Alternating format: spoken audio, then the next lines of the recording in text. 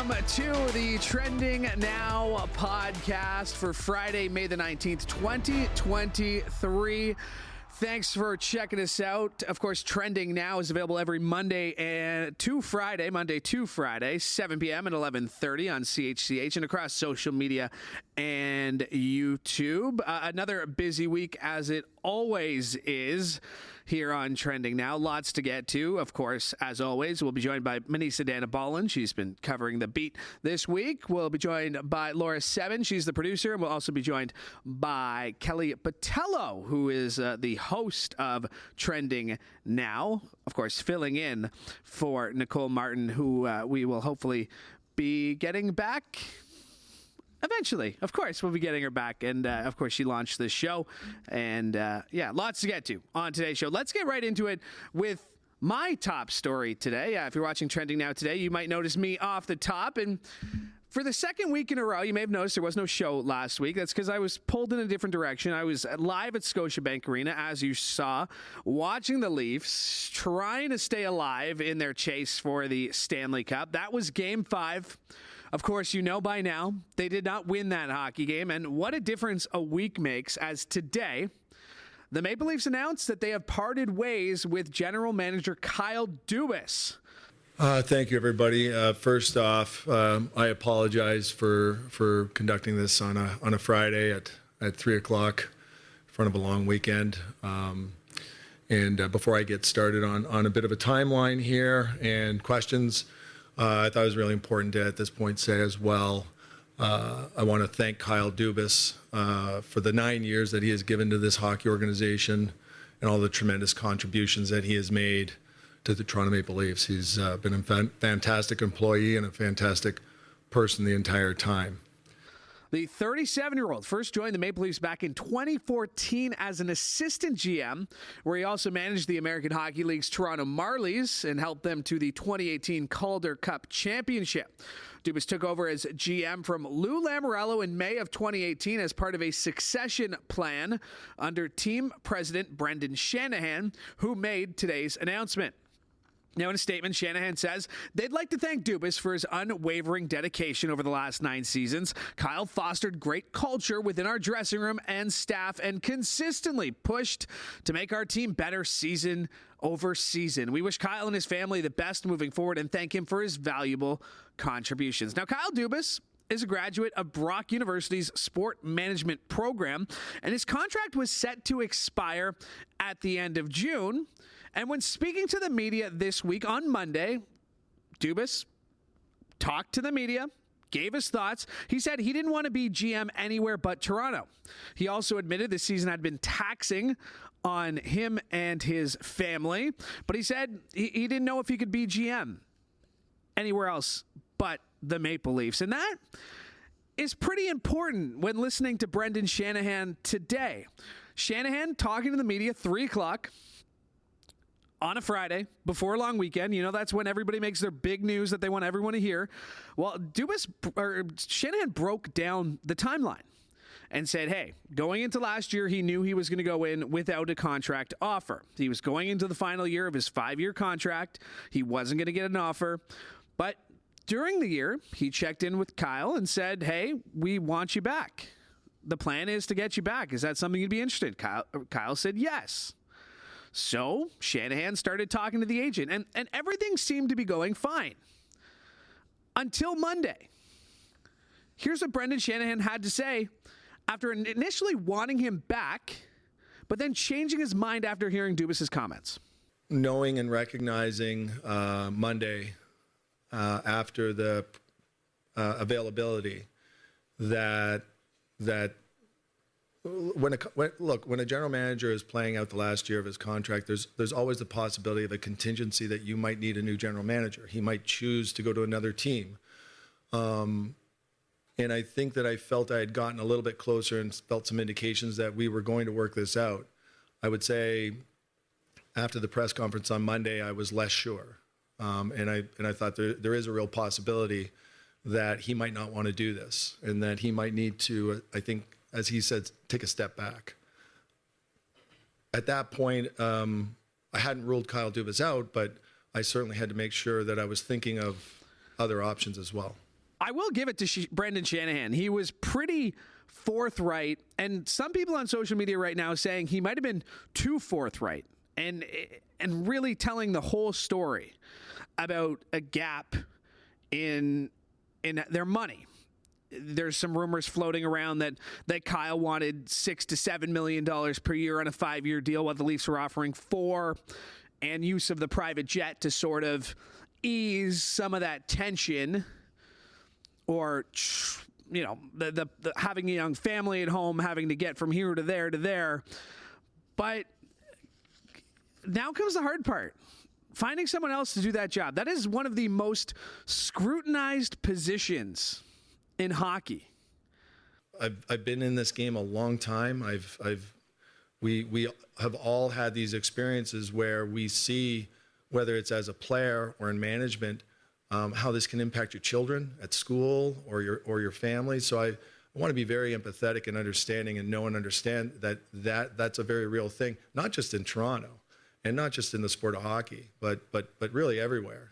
I do think it's a massive privilege to be able to play or work in the National Hockey League. But that's not to underscore that it is difficult for all athletes in all cities and management as well. The general manager of the Toronto Maple Leafs. We're talking about a team that has not won the Stanley Cup since 1967. And yes, I know you know that. But it's obviously a dream job for anyone. But ask the previous 30 general managers just how much fun the job is, and I think you might get a different answer. So we'll keep our eye on that, on who might be next in line for the general manager role in Toronto. Also trending this week, the Arizona Coyotes, stick with hockey. The Arizona Coyotes' bid for a new arena appears to be dead. In the first release of results from a referendum, voters in the Phoenix suburb of Tempe were strongly against three propositions to build a $2.3 billion entertainment district that would include a new arena for the NHL team. In a statement, NHL Commissioner Gary Bettman said, "The National Hockey League is terribly disappointed by the results of the public referendum. We are going to review with the Coyotes what the options might be going forward." That's not how Gary Bettman sounds, but that's how I read Gary Bettman's voice every time, because it's kind of nerdy.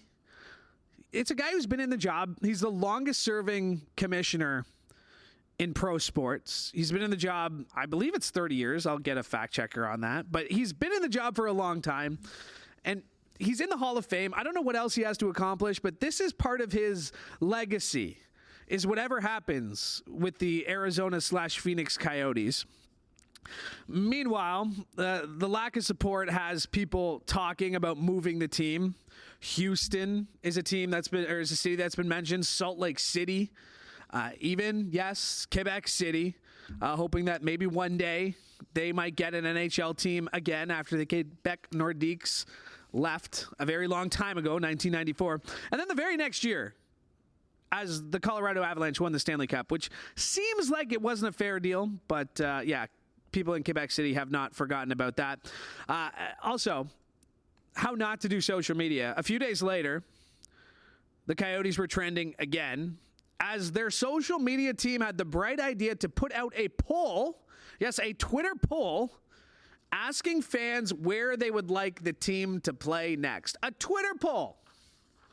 Not sure of the science behind Twitter polls, especially since Elon Musk has taken over, but a large majority of the quote tweets bashing the poll, making fun of it. And later, someone else shared that Teamwork Online, which is a job posting website that if you want to work in sports, Teamwork Online, there was a posting for a role as senior director of social media for the Arizona Coyotes. So I'm unsure if the two are related. Also trending this week, Prime Minister Justin Trudeau touched down in Hiroshima, Japan for the G7 Leaders Summit, where he's expected to push for increased cooperation on global and economic security to guard against geopolitical instability and the threat of climate change. Now, the city of Hiroshima, profoundly significant to this year's summit, because it was on August 6th, of course, 1945, an American B-29 bomber dropped the first ever deployed atomic bomb over the city. The explosion instantly killing approximately 80,000 people in the blink of an eye. Tens of thousands more would later die from the aftermath of the attack and radiation exposure. Now, the haunting images, the devastation, still very much remembered by Japanese people to this day. But the city and its people have rebuilt, and experts say it's a strong message to Vladimir Putin, who has been not so subtle about his willingness to use his arsenal of nuclear weapons. Meanwhile, United States President Joe Biden met with his Japanese counterpart, saying that the U.S. and Japan will stand up to Russia for its invasion of Ukraine. The G7 summit runs from Friday to Sunday, in which member country leaders expect to discuss a possible tightening of sanctions on Russia, security concerns about China, among other issues. We all know by now Russia invaded Ukraine February of last year, but the war has largely stalemated, although Ukraine expected to start a counteroffensive soon. Leaders say they will need to overcome some differences of their own, officials say, as they aim to project unity against challenges from Beijing and Moscow. Divisions within the G7 appear to be the most notable over China, with countries grappling on how to warn against what they see as China's threat to global supply chains and economic security without completely alienating a powerful and important trade partner. Now, the G7 countries, the U.S., Japan, Germany, the United Kingdom, France, Italy, and Canada, all closely tied economically to China, which is the world's second largest economy and a key global manufacturing base and market. Also happening at the G7 this week, Trudeau called out the Italian government's stance on LGBTQ2S plus rights during a bilateral meeting with Italian Prime Minister Giorgia Meloni. Back in March, gay rights activists denounced as homophobic moves by Meloni's far-right-led government to limit recognition of parental rights to the biological parent only in families with same-sex parents. Meanwhile, Biden is set to cut his summit short as he is scheduled to return to Washington this weekend to be back for the final negotiations with congressional leaders over the debt ceiling. The U.S. president was originally scheduled to make an appearance in Papua New Guinea and then to the Quad Summit in Australia, but will instead return to Washington on Sunday. Republicans have said they will not vote to raise the debt ceiling unless Democrats agree to sharp spending cuts. Failure to lift the limit, which is a move necessary to cover the cost of spending and tax cuts previously approved by Congress, could trigger a default that would set off a sharp economic downturn. Also trending this week, Vice Media filing for Chapter 11 bankruptcy protection. It's the most recent digital media company to falter after a meteoric rise. The bankruptcy filing arrives just weeks after the company announced it would cancel its flagship Vice News Tonight program amid a wave of layoffs. Now, known for their pretty impressive investigative journalism, Vice News announcing that it is filing for Chapter 11 and will sell its assets to lenders in exchange for $225 million U.S. in credit. The company is promising that during the sale, its media brands will continue to produce content and employees and vendors will keep getting paid. In a statement, Vice's CEO said the accelerated court-supervised sale process will strengthen the company and position it for long-term growth, thereby safeguarding the kind of authentic journalism and content creation that makes Vice such a trusted brand. End quote. The bankruptcy filing arrives just weeks after the company announced it would cancel its flagship program, as mentioned, which is a wave of layoffs expected to impact more than 100 of the company's 1,500-person workforce. Not the only company dealing with layoffs in the media world. There were job cuts at Gannett, NPR, and the Washington Post as of late. And in April, BuzzFeed announced that its Pulitzer Prize-winning digital media outlet BuzzFeed News was being shut down due to cost-cutting. And last week, MTV News announced it was shuttering operations after 36 years. Now, Vice's original punk magazine, it started as a magazine, launched in Montreal back in 1994 before moving to New York and building itself into a global media company and developed a reputation for its in-your-face brand of journalism covering daring stories that particularly resonated with new young audiences. Earlier this week, Kelly was joined by news and digital journalism professor Joel Kaplan and asked what he thinks is hurting these digital media companies. Well, I think the other shoe has dropped, right? I mean, we spent so many times in the last decade or 2 decades talking about the end of legacy media, the end of newspapers, the end of print magazines, the end of local news, television news, because the digital space is where it's all at. And people piled not millions, but billions of dollars into these digital spaces. And guess what? They have the same problem that legacy media has, which is that, well, they're getting some eyeballs and they're getting people reading their content, but they're not really willing to pay for it. And advertisers aren't willing to advertise if they're not going to see a return on investment. And it's not always just business. How are news consumers' habits changing in this day and age? Oh my God, there's so much competition for your eyeballs, right? There's your phone, there's your friends, there's Instagram, there's Facebook, there's Google, there's Netflix, there's all the streamers, right? There's only 24 hours in the day, and people actually either have to go to school or they have to go to work. So, yeah, I mean, people just find their own comfort zone. They find their friends' comfort zone. They also want to go to bars maybe and meet people, or go to baseball games, or watch baseball games. So there's just so much time. And in the old days, maybe it was a slower type of thing. You'd go to work, you'd come home, everyone would watch the evening news together. There'd only be a few stations, so we'd all watch our favorite shows together. None of that. Now people are lucky if their kids even come to the dinner table. And if they do come to the dinner table, they're on their phones. And of course, I'm sure you're used to it. And here at Trending Now, we're all too familiar with the statement, news is a dying medium. What do you say to combat that assessment? Well, I'm kind of sad right now because for a long time, my students weren't going out there and working at legacy media, right? But I kind of said, that's okay. They're getting jobs at BuzzFeed. They're getting jobs at Gawker. They're getting jobs at Vice News. And they were getting really good jobs. And now those are going away, right? The jobs are going away. I mean, the platform still might be there at a lower level, but a lot of those jobs are gone. My sense, though, is that people still value good storytelling, right? And so you have good storytelling on radio, you have great storytelling on television, even in print and online. You have multimedia storytelling, right?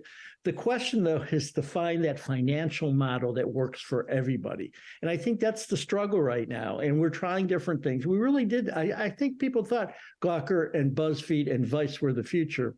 I think we're scaling back a little bit. But at the same token, if we look at New York Times, Washington Post, NPR, they're doing pretty well. People are kind of gravitating toward those good stories, those really good stories. And by the way, I'd be remiss if I didn't say that, Vice Media started in Canada. So you guys have to take some of the blame for this. And that was Kelly. She was joined by news and digital journalism professor Joel Kaplan, talking about the bankruptcy of Vice News. Also trending this week, F1 race was canceled this weekend. To discuss that, we bring in our F1 / Eurovision expert / producer of Trending Now, Laura Sebin. Sebs, what's up? Not much. What's up with you? We just got some very shocking information. We did. Walking from our desks, which are on the other side of this wall, to here. Our very own Manisa Danabalan. Is this throwing her under the bus? No, she can come on later and talk about it. And try to defend herself? Yeah. Didn't know who Cher was. I don't even think there's anything else to say. It's just a jarring statement.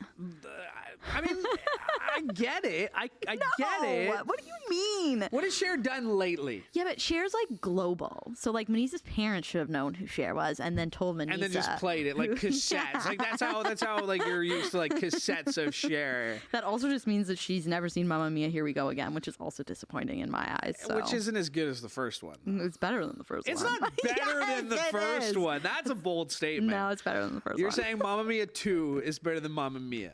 Yeah, they didn't make. There's no Mamma Mia 2 musical. Isn't the original movie is based on the musical? Yeah, and then it was so great that people were like more, and they did it and exceeded our expectations. All right, well we didn't bring you on to get your opinion of Cher because we're gonna grill Manisa about that in just a second. Like literally, we're gonna have to cut this short just so we can get the answers to this from Manisa. We brought you on Talk F1. Some deadly flooding in Italy. This is a pretty big deal. Having to move a race. We talk about these races. They're announced years in advance, right? Vegas is the new one on the schedule this year. We knew about that a few years ago. They're big economic drivers. it's a big deal to have to cancel a race. It really is, but I think it was the right decision, obviously. It's tragic what's going on because people have died, and their main thing was we don't want to take away from the emergency crews already working in case they have to come and help us because of the flooding. But I just think it's interesting because Sebastian Vettel, now retired, we miss you. He used to say, like, we're going to be doing Grand Prix, specifically the Miami one, and they're going to be underwater. So I think it's really interesting that we've seen it happen because he, I think, had a shirt one time where it said, like, the Miami Grand Prix underwater edition, and it was like 2050 or something like that. So I think it's really interesting that we're seeing these races possibly be canceled because of flooding, because even the Miami one, which happened, I don't even know, 2-3 weeks ago or whatever, a couple weeks before that happened, there was flooding in Miami, and they were wondering if they were going to have to cancel the race. So I'm always shocked that when people say, like, well, climate change isn't going to affect me. Like, it is. Like, it already is. Like, it's been hazy in Ontario for 3 days because of forest fires 2,500 kilometers away in May that are more deadly or more, they're out of control. Like, climate change is not going away. No, but we're making plans to send people to space still. And that they allege is to help the Earth. But I'm like, do you know how much pollution you put into the Earth when you launch one of those spaceships? And that's where we go to we were talking about the G7 earlier, and they talk about, well, what are we going to do with climate change? Like, I mean, there's a climate change. There was something I heard, like, Arnold Schwarzenegger was doing his own climate change summit in Austria this week, pushing for faster projects and pushing ahead for green energy and making this a priority. But it's not a priority. It feels like sometimes it's not a priority. No, it's not. And if the G7 countries don't get more serious about it, then other countries also won't, because I remember when Leonardo DiCaprio put out that documentary before the flood, and I remember, well, okay, fine. Well, he did. Yeah, I believe you. I wasn't doubting you. I believe you have your facts right. You're on this show. I believe it. Anyways, there was a clip in that movie where they were talking to some sort of, like, high up person within the Indian government, and they said, like, if the U.S. isn't going to change, like, what they do to help climate change, like, then why should we?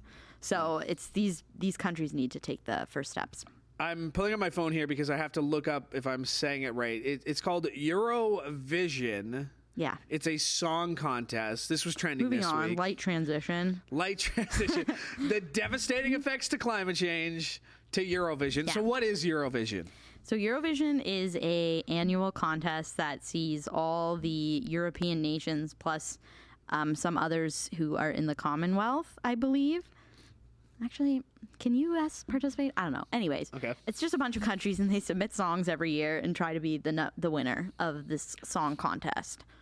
And it's great. Are the songs well known, or have you heard these songs before? You don't typically hear them before they get announced for Eurovision, because a lot of times the people who participate aren't, like, giant celebrities, because that would sway the competition, obviously. Yeah. But some people, like, I don't know if is it voted on? Yeah. Is it so a judge essentially, thing? I don't know exactly how the songs get selected initially, but it's 37 countries make the final cut. So, like, sometimes Canada participates and they make the final cut. This year they did not. Oh, too bad. And then those 37 countries compete in, like, a semifinal, and it ends up being 26 countries in the grand final. So, and then the final is a combination of jury votes and public votes. Okay. It's a big deal, though, it's in a Europe, huge right? deal, Like, it's a especially big in Europe, deal. yeah. It's a big deal. It's a huge deal. To win deal. it is a claim to fame that you can take with you forever. Yeah. I just did a little search here to bring this conversation full circle.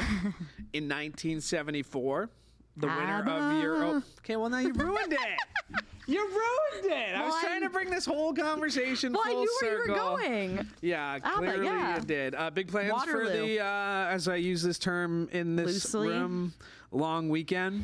Actually, no. I mean, it's my sister's birthday on Saturday. She has no plans, though. So I'm just going to be waiting for her to make a plan. Do you buy into this idea that this is summer now? Like, we've made them a long weekend. We're into summer. Are you buying into that? I'm on board with that. Yeah. It makes us in Canada here feel better. No more cold nights. You can start planting things. Makes us feel better. Enjoy your lack of plans. Thank you. And I don't mean that in a negative way or it's not a bad thing to not have plans. Enjoy the weekend, and we'll see you Monday. Thanks. You too, Louie. Yeah. All right. That's Laura Seven, producer of Trending Now. And my thanks to Laura Seven for joining me. And we got to get to the bottom of this share thing with Manisa Danabala. And Manisa, are you telling me that you did not know who Cher was? Are you telling me that you hadn't heard her music? Are you, like, I'm putting you on the spot here. Did you not know who Cher was? First off, let me just say thanks a lot, Sean, for this. To be fair, I feel like Sean's a pretty big Cher fan. I know, because I know every time the Leafs have lost, I know he's a Madonna fan for sure, because every time the Leafs have lost on Facebook, he says something about, it's okay, I'm a Madonna fan, not a Leafs fan, because he puts that on Facebook literally every time. It's like rubbing it in my face. Okay, so here's the thing. I've heard of Cher. Okay. But honestly, like, I don't listen to her music like that to... Like, honestly, but keep it up she's bigger than a singer, though. Like, she's a know. global. Like, I know. there's It's like very few it's people you can almost say like saying you don't know who Celine Dion is. I get it. I think it might be more. Like, Cher has won an Oscar. Like, she's like an actress too. I get it. She's big in the 70s. She's big now. Like, she's a global superstar. There aren't very many people who can refer to global. You know who Rihanna is? Yes, Okay, Louie, I'm just asking. Just asking. I mean, I feel like I have to ask now. Okay, what about like Bruce Springsteen? Yes. Okay, so really, I know who. all right. I don't listen to his music though. Again, can you please tell the people when you were asked to look it up how you spell Cher? Okay, look. You were gonna Google it, and then you're like, "How do you spell it?" Here's the thing: when I grew up, I wasn't really like I didn't listen to. I still don't listen to that much like pop culture music. I don't listen to it like that. I listen to a lot of Tamil music, so that's what I. If you ask me a question about that, I can tell you a lot of things. That's fair. About the culture, like the industry, and all that kind of stuff. I can say a lot. Yeah. But me and my sisters didn't really listen to it growing up, so a lot of times we were like so lost when a lot of our cousins were talking about music, and like we were just like. Yeah, we listen to Tamil music. Like, that's what we like. So that's what I was exposed to. So I kind of stuck with that. And I just, if I hear something I like, then I'll search it up. Well, someone's going to give you, like, a whole bunch of Cher, like, CDs that you can listen to. Yeah, you know what? Somebody should play the song. Does your car have a CD player? No, it used to. And then, like, I got rid of it because, you did your own, like, upgrade? Yeah, because I honestly, like, CDs are just not, like, it's not. There is a CD that is stuck in my CD player. That like every so often it'll come on like out of nowhere, like it's stuck, so I can't get it out. Like I've been poking it out, pliers, tweezers. I've tried everything, but like every week it'll come on and it'll start to come on, and the first song will play. And the thing was, it was like it's a spin class workout mix. I used to be a spin instructor. So I had these CDs where you'd go and you'd have like certain ones. So like it'll just come out of nowhere. All of a sudden it'll start playing. You were actually it's stuck. Yeah, I know. Like, yeah. Really? Like a legit spin instructor. Wow. Fun fact Friday for Louie. Wow. That's surprising. Where are you going to go with that? No. Where are you going to go with that? No. Oh, wow. That was not mean. at all. No. That's not what I meant. I just didn't know like I'm not going to finish that sentence because it's like, now I feel like you have to finish it. No, because it's going to come off wrong, and that's not the way I mean it. So I'm just not it's already too late. It's already how it's coming off. So unless I was you just clear, very surprised. You seem to have surprised. Very surprised. Stop it. All right, let's get to some of your stories. Every time I talk to you, I learn something new. That's why I'm just surprised. Like you seem to have tried different things. All right, dig up. All right, let's talk about some of your... It's cool, Louie. It's cool. Thank you. Cool. I appreciate that. It's cool. I appreciate that. Let's get some of your stories this week. This one, this was one of those weird stories because I was in the newsroom, when we got this message, TMZ breaking that Meghan Markle near catastrophic and Prince Harry were almost in a car crash. And it was funny because I was talking to someone else about this. I'm like, you can every day almost be in a car crash. Like if that truck came into this lane, I was almost in a car crash. Yeah. I mean, we're taking what Prince Harry and Meghan have said that there was a relentless pursuit that lasted over 2 hours from highly aggressive paparazzi. Having covered this story, you talked to a royal expert, and I get the parallels. Princess Diana obviously died tragically in an actual high speed car crash, being harassed. So I can understand the panic or the fear that might happen with Prince Harry and feeling like history is repeating itself. But everything we've seen, the video, the comments from the mayor of New York, or what the police are saying, seems like this is being blown wildly out of proportion. Yeah, it does seem like that because, first of all, it's New York City. Yeah. So a high-speed, 2-hour relentless pursuit sounds a little exaggerated. A little bit. But then again, I wasn't there, so I don't know what happened. But like when police also said an incident happened, but they're not really giving that much details, like, and somebody almost got hurt. I get it, but nobody actually got hurt. No. And even like, I don't know, it just seems pretty the video the only video that most of us saw was circulating online, shows a taxi that stopped for a while before it drives off with 2 police cruisers. And you can't even see into the taxi. The windows are all tinted out, so you can't really see into the taxi. I assume it's them because of it looked putting like these it things was together. she was wearing the same dress, but again, you don't know for sure, right? It's not confirmed. But it's just like it was there for a while, and you can't see any other blacked out cars around. Yeah. So it's just like, what really happened? The high speed, the nearly catastrophic. I mean, where are you when it comes to Prince Harry and Meghan? Like, because he says that he's traumatized by the death of his mother, which I can understand. That he hates the press. He's terrified of paparazzi. Then he moves to America and gives interviews to anyone who asks, and puts out statements like this over something that we can't prove was ever a high speed crash. I mean, like, you can't have it both ways. You can't be the thing that everybody's talking about, but also screaming. And I've seen like cartoons with this, like political cartoons, where it's like, stop paying attention to us. Like, we want our privacy. Like, where are you with this Prince Harry, Meghan thing? Are you team royal family? Are you team Prince Harry and Meghan? Okay, so I'm team Prince Harry and Meghan to some extent, though. Yes. When okay. when we see stuff like this, where it's like near catastrophic crash, and then like I think we all raced to go check what really happened, and then we found out nobody got hurt, everyone's fine. Well, thank goodness. Let's start off with that. Yeah. But why was it so exaggerated? Like, it's. But the books, the Oprah interviews, the Netflix special. Yeah.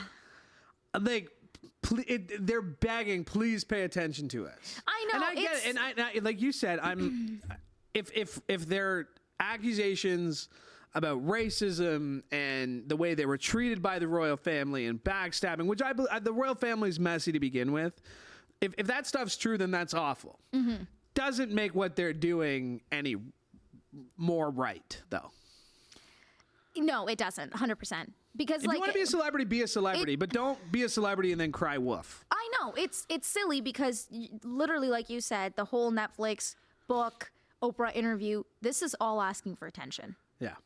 You're trying to draw light to something that happened, and it makes sense. Like, when you came out and you started talking about these things and you wanted to say the truth, it makes sense, right? But like when you're sitting here and saying that it was a near catastrophic crash, when the video does not, nowhere in the video does it suggest there was near catastrophic. And again, I get that if he's triggered by, the way his mother passed away, but I mean, she wanted to accept this award that she got in the Miss Foundation, whatever it was. And, yeah. And I'm not saying she doesn't have to not live her life, but yeah, I mean, the Royals in general, I'm pretty much over at this point. Even with that big party last week or a couple weeks ago. What party? Oh, the coronation. Wasn't that your story? Did you have that story? Did you see all those like the creepy videos that came out about that afterwards? No. There was like something, I don't know if this is true. I just came across it while I was just about to, so I was just chilling, going on social media. I saw this one video that said it was done exactly 6 months, 6 weeks, and 6 days after Her death? The Queen died. Wow. So I haven't counted You're watching too much internet. You need to get off the internet and go outside. My sister showed me this. Okay, your sister needs to get off the internet and go outside. I don't know. I haven't counted it, but I just thought it was kind of cool. Well, if it's true, I guess it's kind of cool. Could just be a coincidence. I didn't count it, so I don't even know if it actually was true. You're just gonna take your sister's random video. Well, you know when you're not gonna take it. You're just gonna watch this and just be like, okay, whatever, move on with your life. Like you're not gonna take anything out of it. So if I was so interested and invested in that, I would have counted. Speaking of getting outside, Manise Standaballen, what are you doing this weekend?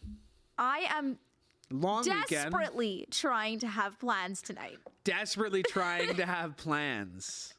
Is there a particular reason? Something you want to celebrate? No, there's no reason. It's just the past couple weekends. Like I've just wanted to just have a nice girls' night with my best friend and, go get some drinks and have a nice night. And it hasn't worked out. So today, against all odds, we're still trying. Are you optimistic?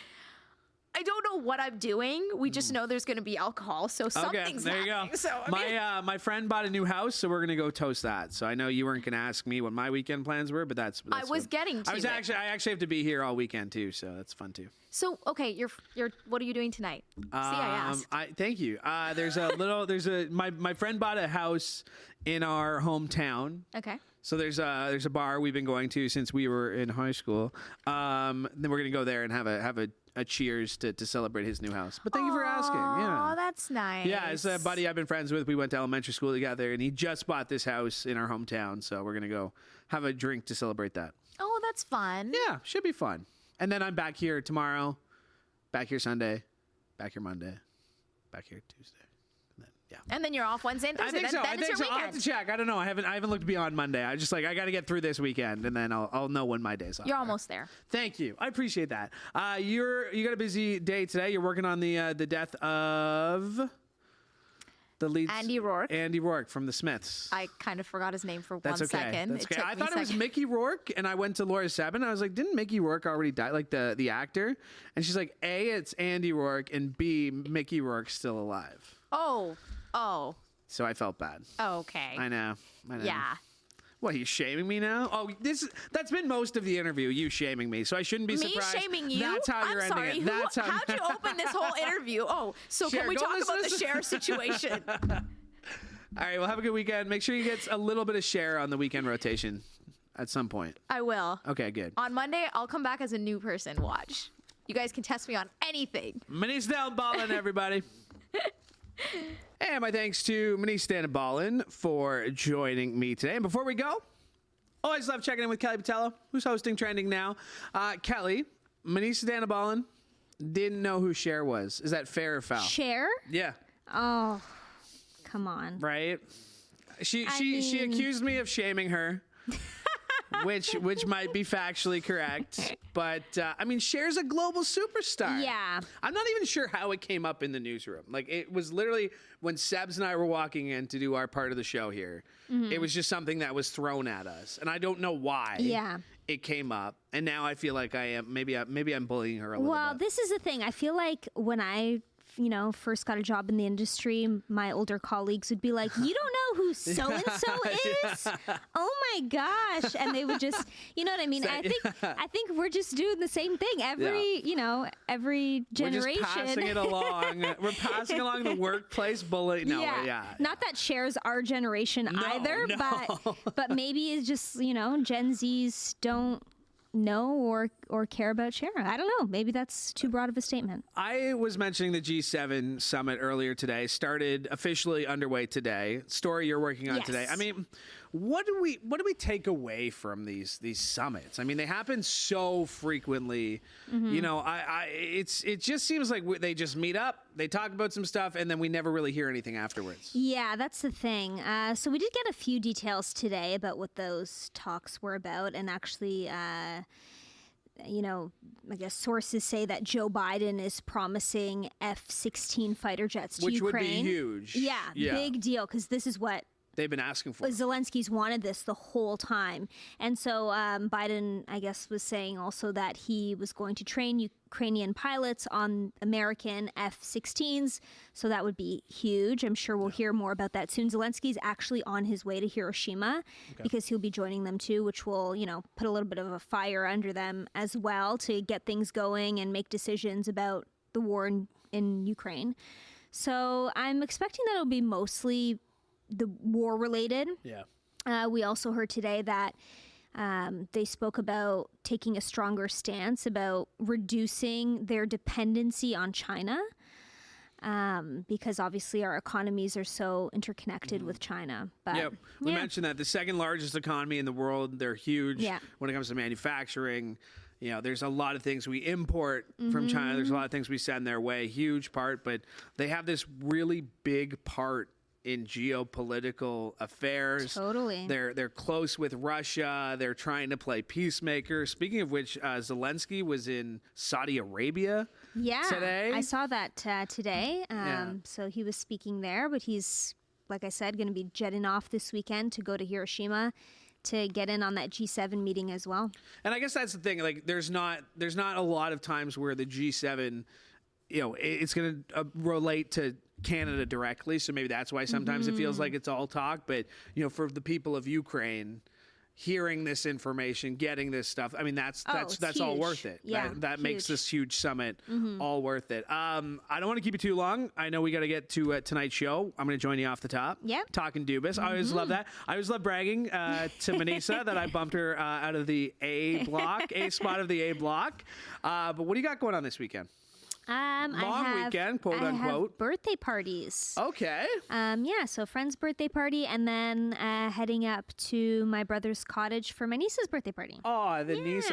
Okay, we're around the same age. Do you have like the friends who do like the classy birthdays versus the friends who do the I'm still 20. Still have a rager birthday. Don't tell me how old I am anymore, because it feels like every weekend it's especially like this one, like the last couple of years or so, my friends have been turning 30. Yeah, well, so that's my year right now, right? Yeah. So we've had so many 30th birthday parties.